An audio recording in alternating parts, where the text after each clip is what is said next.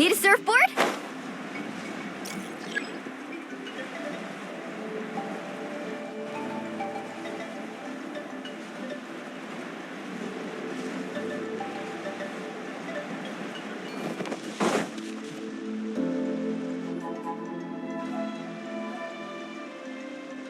Hi, I'm Huni.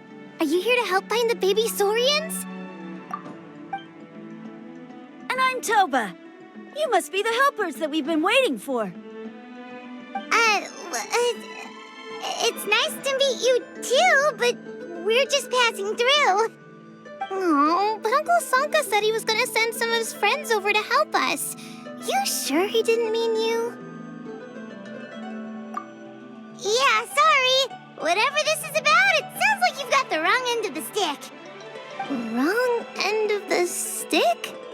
Darn it! We've been tricked, Huni. I should have known that Glasses Guy was a con artist.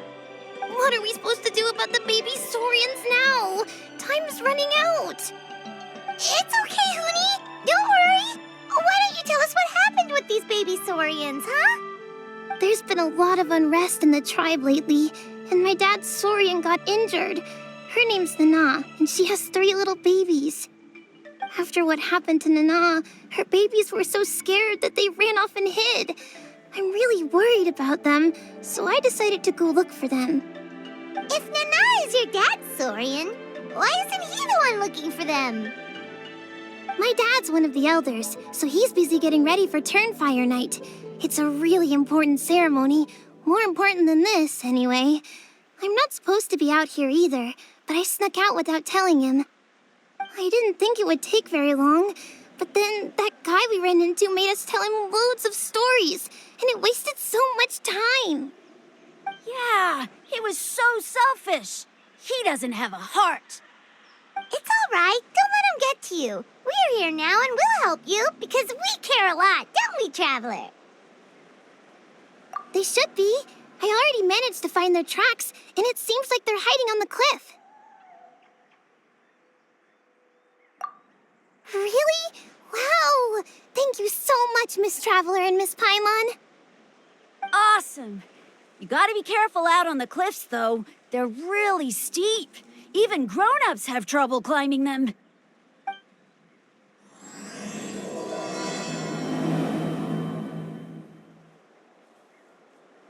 Uni said the baby saurians are on the cliff, so let's find a way up.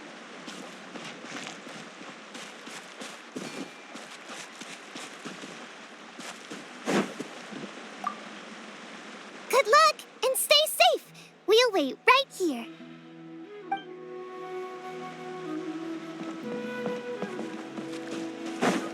Off we go.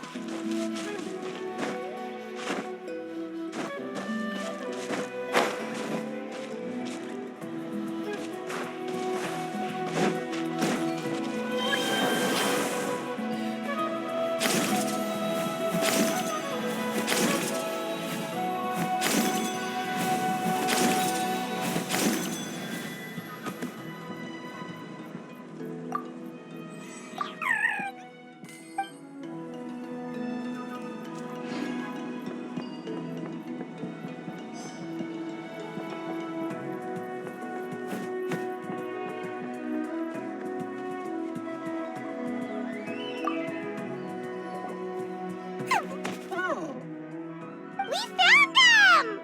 Wait, but what's that other... A how?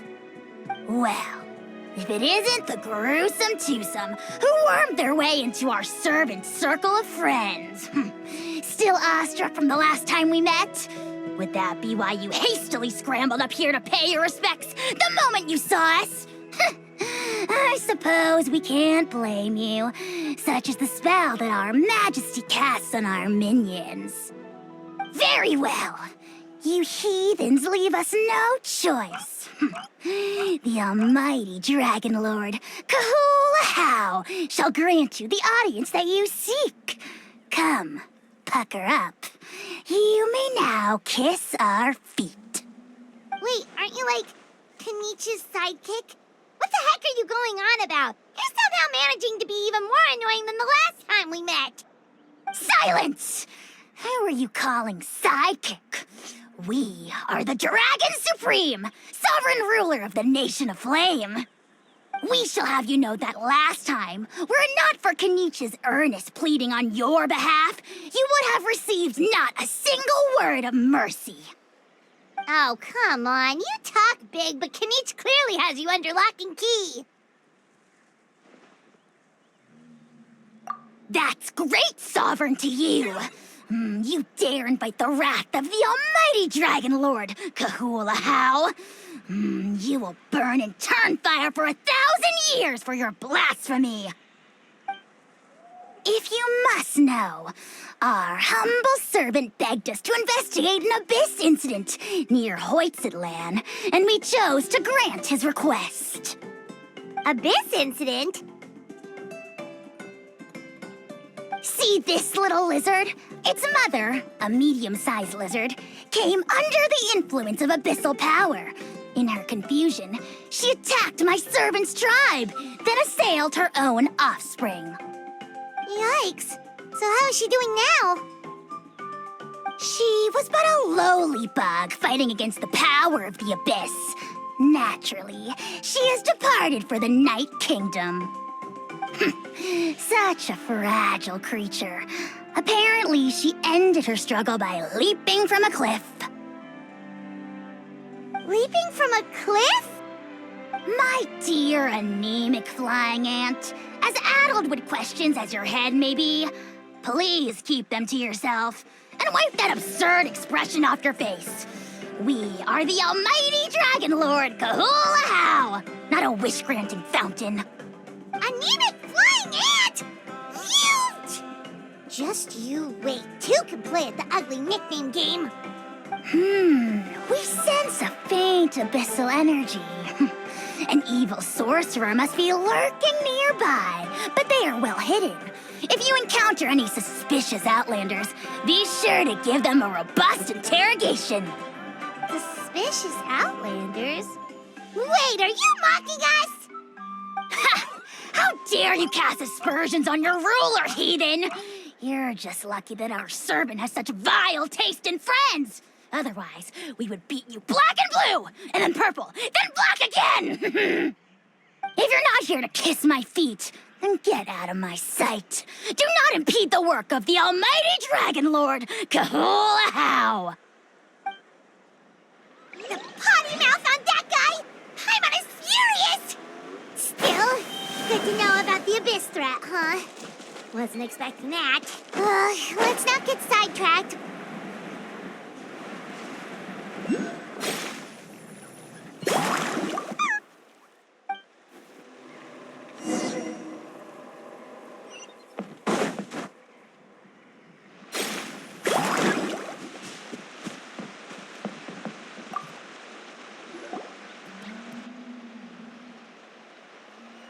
Wow, you're back already?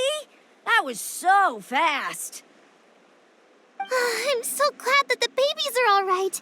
Thank you both so much. Now we can finally go home and stop worrying about them. You're welcome. Piece of cake. You're not from Natland, right? Because your clothes look different than ours. Hey, you must be tired after all that climbing. You should come take a rest at my house. Yeah, please come. I promise you'll get a big Scions of the Canopy welcome. We love having guests, and you're really nice people. Not like Glasses Guy.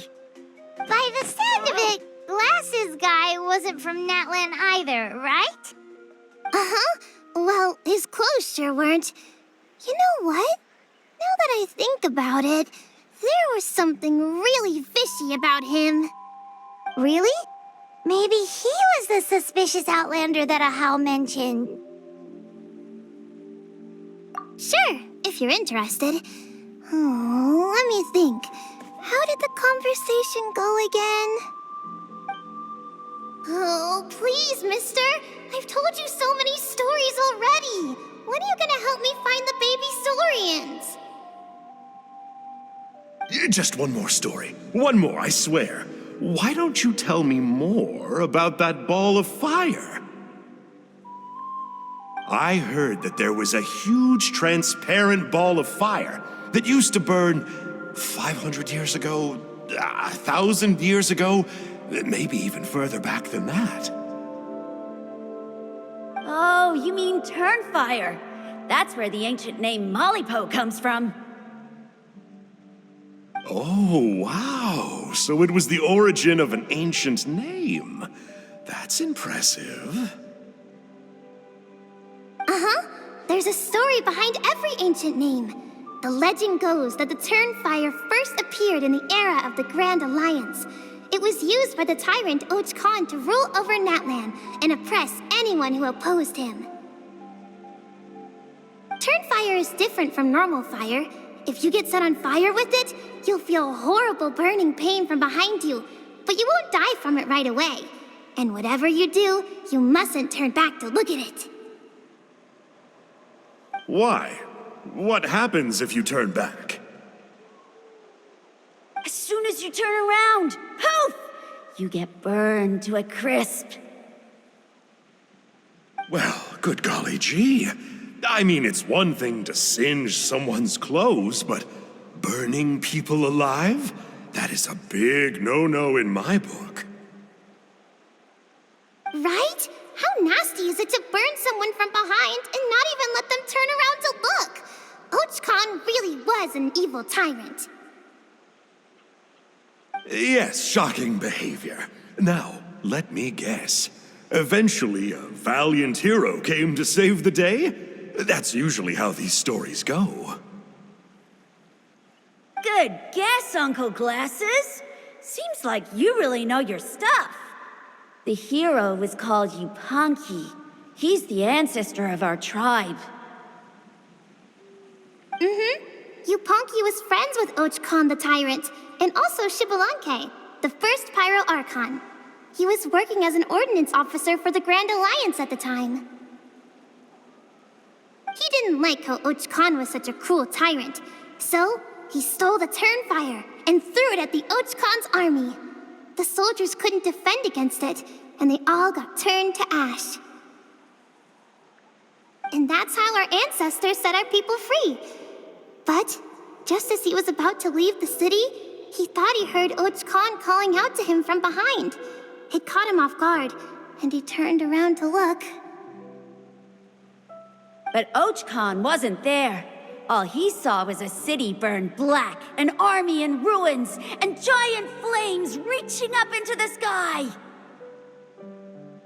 A split second later, the flames he saw burst out from inside his eyes and swallowed him up. All it took was a single glance. As soon as he looked back, he was burned to a crisp. The question is, was this the price he paid for stealing the Turnfire, or the price of turning back? Nobody knows the answer, but the fire that consumed Yupanqui burned more fiercely than any other. It burned for 100 days until it burned a hole right through the ley lines. And then, the flame dropped into the deathly dark Night Kingdom, where it still burns to this day.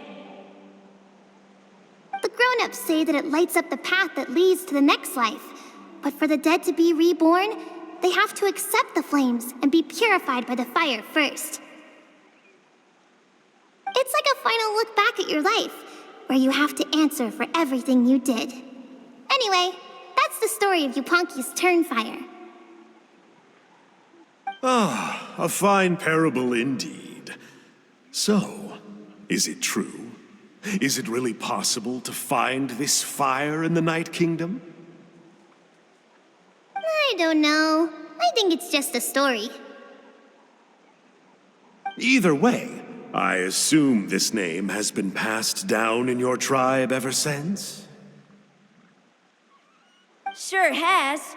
It went to Burkina, the hero that we celebrate on Turnfire Night. But that was 500 years ago. Yeah, and now it belongs to Kanich. So we often call him Malipo Kanich. Kinich, huh? All right, Uncle Glasses, that's enough stories. Now, can you please go find the baby saurians for us like you promised? I would, but doesn't the legend of the Turnfire teach us not to look back? Let's not go dredging up the past. Tell me more about this Kinich guy. One more story, I swear. Starting now. No? Careful, Toba. You look dangerously close to cursing me out right now. Tut tut, we can't have that. Cursing is for grown-ups only. Uncle, you'd better not be trying to trick us, or the Turnfire will get you when you die. How would it get me if I'm outside of Natlan? Uncle Glasses isn't from here, you know. Unlike you. Huh? Wait, is that?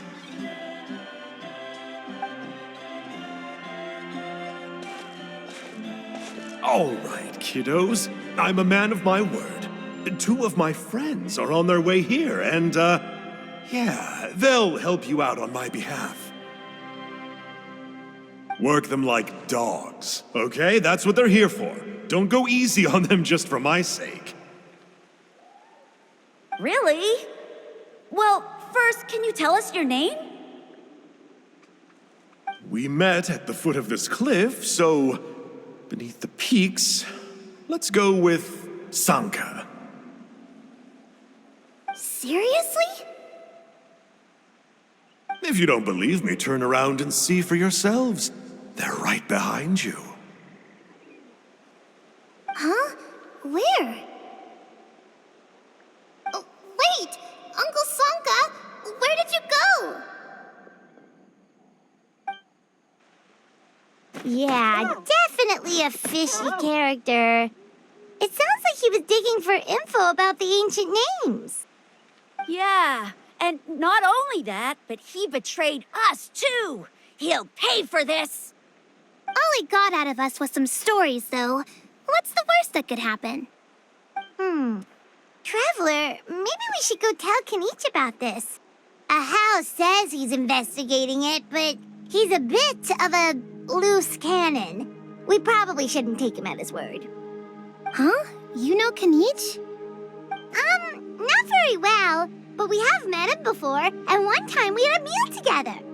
Aw, man, I'm so jealous. I never even spoken to him. He's so cool.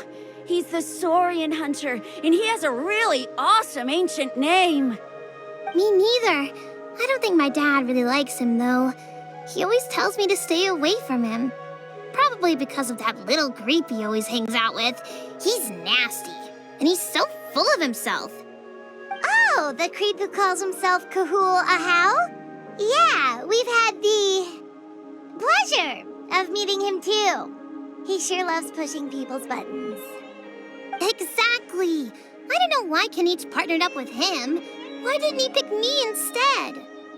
Uh-oh! Hoonie, look how late it is. We've been out way too long. We better get home now or we'll get yelled at. Oh, yikes. You're right. Okay, well, this path here leads to our settlement. If you decide to visit, remember to come to my house. If there's anything you need, my dad can help get it for you. Hope to see you soon. We gotta run. Bye for now.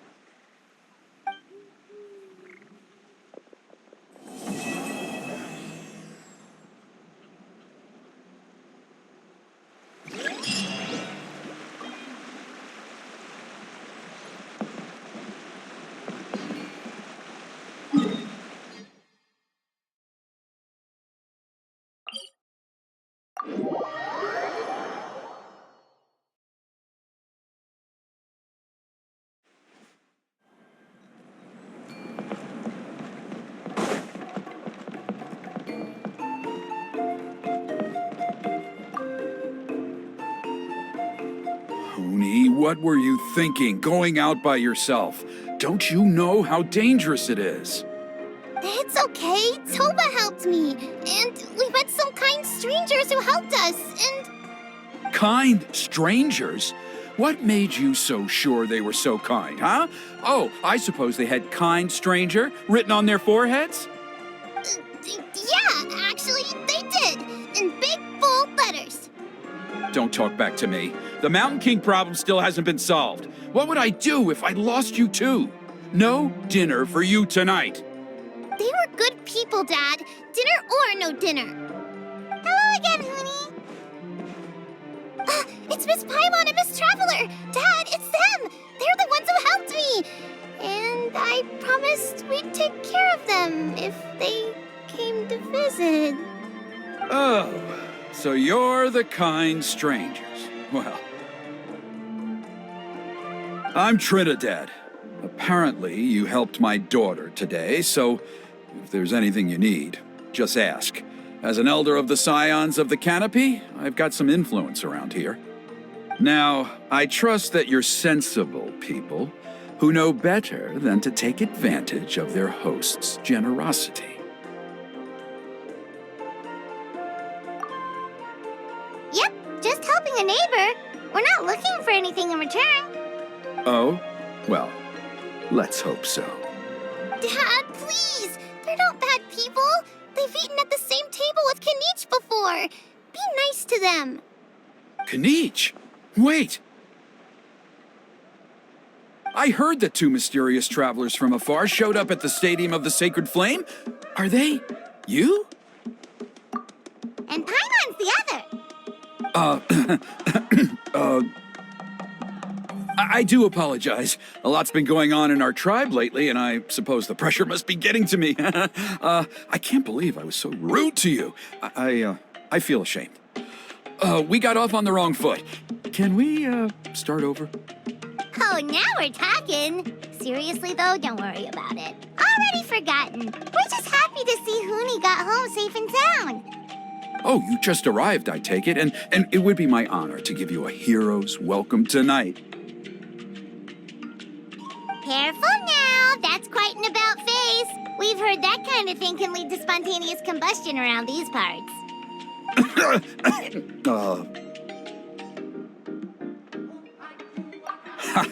My dear traveler, you are very perceptive indeed. Go inside now, Hoonie. Dad's got some important business to discuss. Okay. Look after Miss Traveler and Miss Paimon. They're very special guests. Well, we'll hear you out, but we can't make any promises that we'll be able to help. Well, this is a matter of utmost importance. Please, allow me to explain. For many years, our tribe has celebrated the Turnfire Night.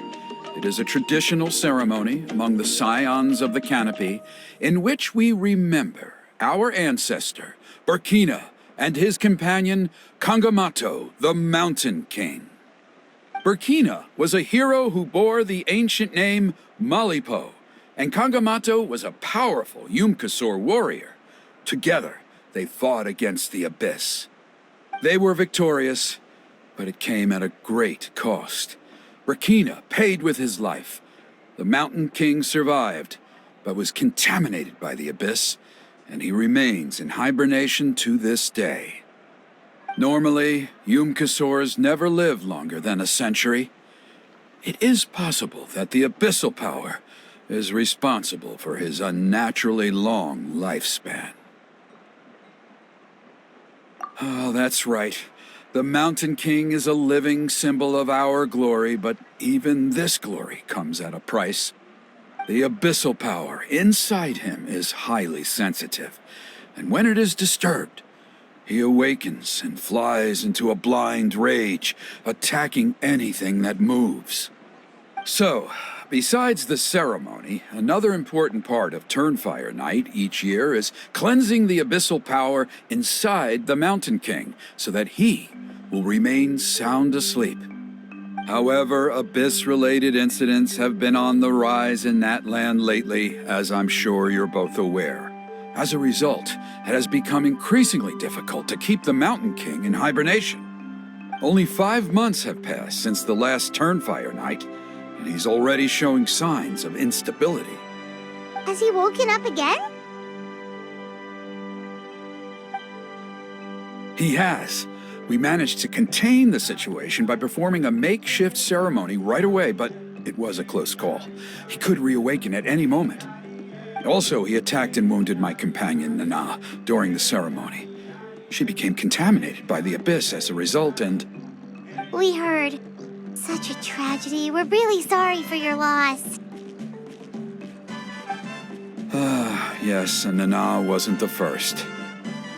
Anyway, right now we're preparing for an exceptional Turnfire Night ceremony, and we need to find a suitable flame bearer. From what I've heard about your adventures, I believe you would be perfect for the role. Of course. Plus, he's a bona fide hero who inherited the Malipo name. Oh, you mean Kinich? Yes, he's the one. A hero, worth his weight in gold. And unfortunately for us, he's all too aware of that. No prizes for guessing what he said when I asked him to host a Turnfire Night outside of the annual schedule. An exceptional ceremony? Oh, I'll have to charge an exceptional price. I swear, no other concept exists in that boy's brain. I'm not the one to usually talk about people behind their backs, but I'm convinced the Wyab got hit on the head and took a wrong turn the day it chose to give that ancient name to him. I mean, have you ever heard of a hero whose mantra is, "What's your asking price?" Oh, and don't get me started on that insufferable Ahau he hangs around with. Thinks he's God's gift to mankind. Pompous fool. Yeah, Paimon has to agree on that last part. Anyway, the fact is, the ceremony can just as easily be done without him as long as we can find someone else. And besides, you two seem like much better candidates. So, what do you think? Wonderful! I can't thank you enough. Huni was right about you. You have kindness in your hearts. Come with me to the other side of the mountain. I'll bring you up to speed on each step of the ceremony. As experienced warriors, I'm sure you'll pick it up in no time.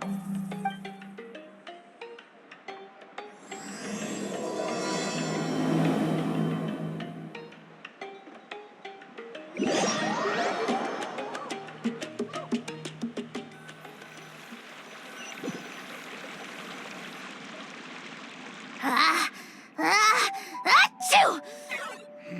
Curses! Who dares insult the great Kahula behind his back? Oh, great Kahul Ahau, bless you. Shut your filthy mouth, worm of the abyss!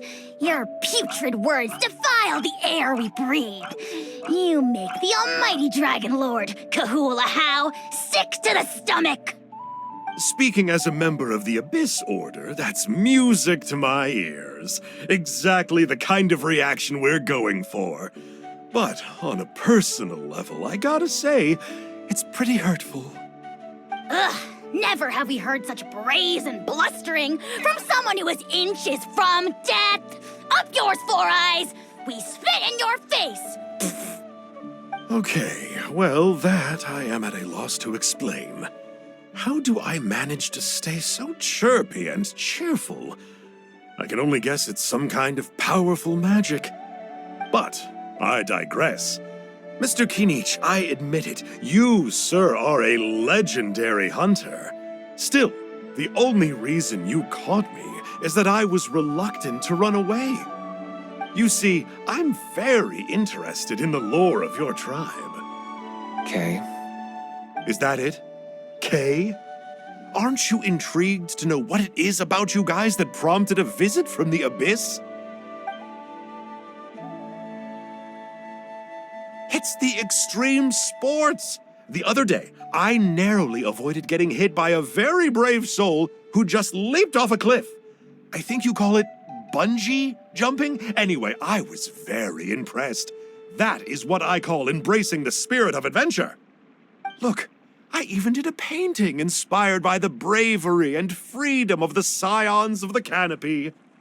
You scum-sucking swine! Ugh, I swear, if you go bungee jumping, it'll be without a rope! Head first off the tallest cliff, with a band of hunters on your tail, and nowhere left to run, and a bottomless cesspit waiting for you on the ground. You say that, but I get the sense that Mr. Kinich isn't planning to take my life right now. On top of that, I'm tired of spying on you from afar. So why don't we just negotiate a comfortable operating distance that works for both of us? I've heard that the most important thing in human relationships is to respect each other's boundaries. What do you say, Mr. Kinich? Or you could tell me what it is you're really after. What? And then I'll name my price.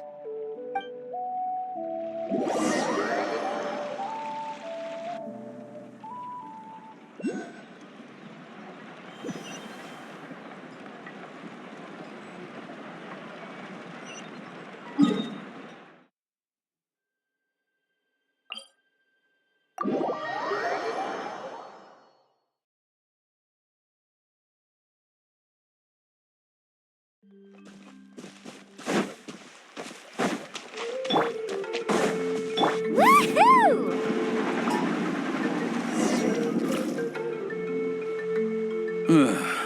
The abyss contamination is back. No surprises there. No doubt that explains the Mountain King's recent activity. See those torches over there? Those are the Sacred Flame offshoots that we requested from the Stadium of the Sacred Flame. They contain the power of the Pyro Archon.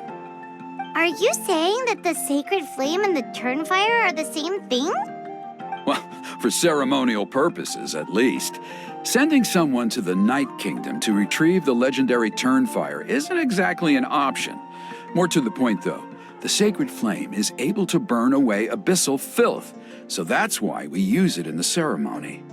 Gotcha. So basically, we just need to clean up the filth with the sacred flame. Well, that's one part of it, yes, but the complete ceremony is a bit more complicated than that.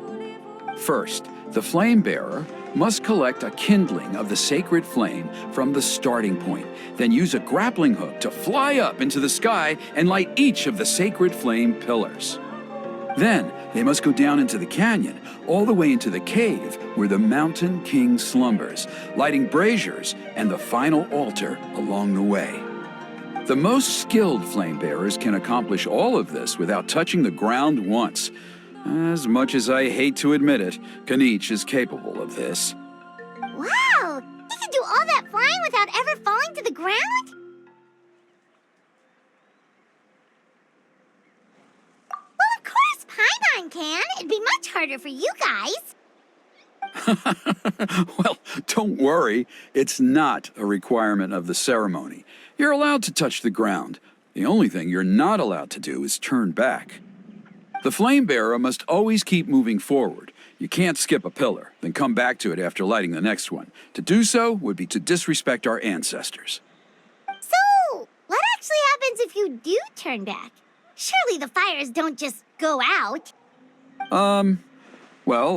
If you're not careful, you might get burned. What about today then? Does the same rule apply?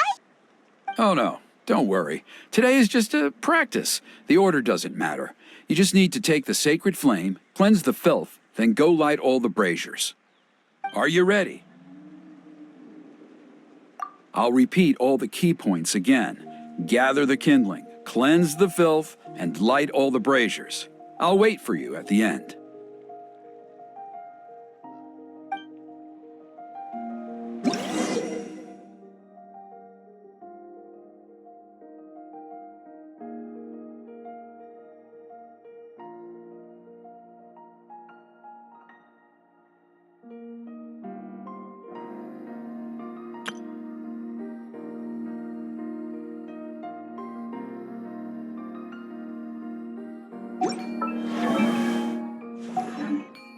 Ever tried chasing waves before?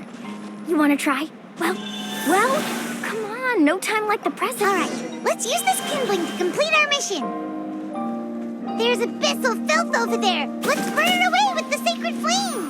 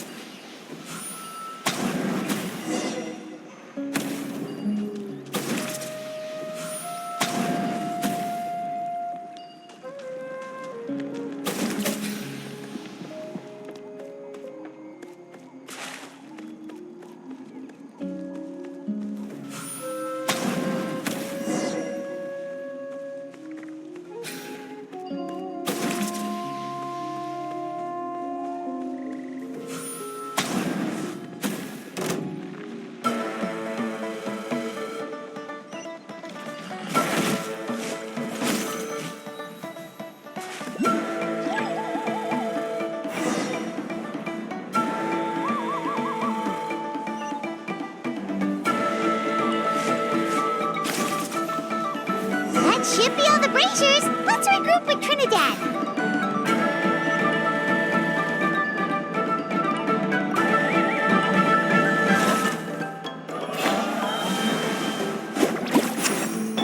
Bow your head.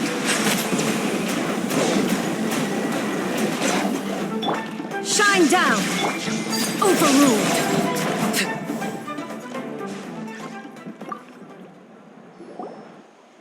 I knew I was right about you. You have outperformed all of the other previous candidates. If there was an ancient name for outstanding flame bearers, I'm sure the Wyab would consider you for the honor. Yeah, although it would probably take Paimon quite a bit longer.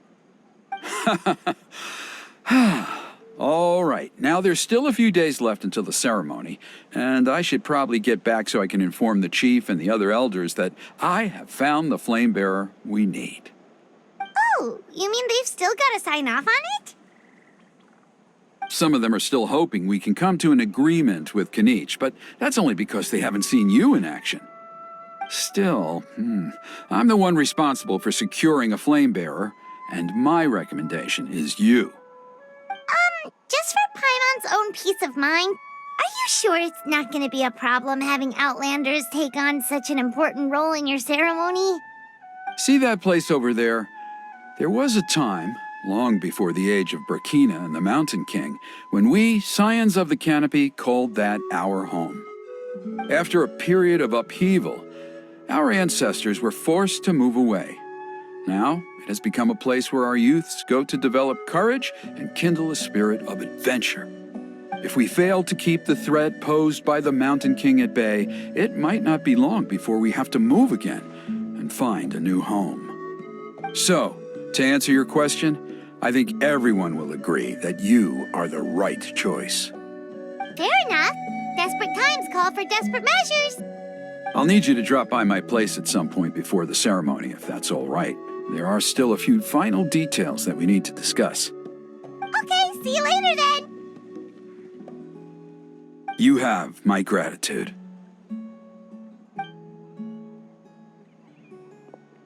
We've helped out with a lot of other local festivals before, but this one feels a little different. Anyway, let's take a break before heading back to Trinidad's place.